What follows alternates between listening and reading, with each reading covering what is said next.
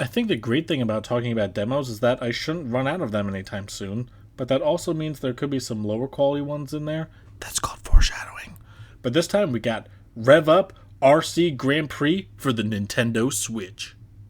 Ah yes, the Nintendo Switch, such a great console and new enough that I haven't really done anything like that on my channel, that is until now. I've been recording other games, but it's just a weird way to get the footage off of the Switch and to record in the first place. I've just been avoiding recording and making a video until now, so this is going to be a decent test, right? So again, I'm going to be talking about a racing game. Anybody who has seen the channel before, which is probably like 2 of you, but I do enjoy racing games, so here's another one. But most of the ones I review are pretty generic, and this one is about as generic as it gets. I mean, this game really just looks like a mobile game ported to the Nintendo Switch. But I trust Nintendo to have some quality control when publishers want to put a game on their store. So I go through a tutorial mode on how to play the game, simple enough, but the camera views are insane. There's one that's literally like 5 inches away from the back of the car, then the other one's like 20 yards up in the air. I mean, I guess you got options on how you want to view your car. Not sure why someone would want to go with the close one, but I was using the one furthest out because that's what I like the most, to see the most amount of the track. And there's a drifting mechanic. I'm not really sure how stuff counts as the drift. I'm drifting, but it's not really counting.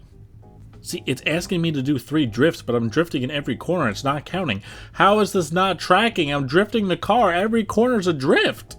So they let you drive around for a few laps and a few races, and they tease a car and track builder, but those aren't available for the demo, which is fine. Those are the premium features. That's understandable, but it looks like they have some fun party games you can play, and they honestly look fun. I wish they would have let one of those into the demo, but, you know, it's kind of a bummer. I mean, it's an okay game. It all seems really basic, and again, it seems like a mobile game port, but it just seems a lot cheaper than it is because the user interface and your characters are all block characters like they're ripped from Roblox or Minecraft, and there's this cheap looking anime character in the cutscenes and on the main menu. So without those things, I think the game would present a lot better than it does, but it just has those things that makes it feel really cheap and like a mobile game. Yeah, I'd say it's borderline between B and C tier, but I'm gonna have to go with C tier. It just doesn't do enough cool stuff, and again, it just feels cheap. When you're playing the game, it just feels cheap. You can feel it as soon as you start the game. So, C tier. You know, there's a lot of demos out there that let you kind of play the full game, but only for a brief period of time or for a brief number of events, which is kind of how this one was. I could race 10 races or 10 multiplayer races, so I should play through some other demos that might be like that, but for a different game. But I hope you enjoyed. Thanks for watching. Working on another review soon. See you then.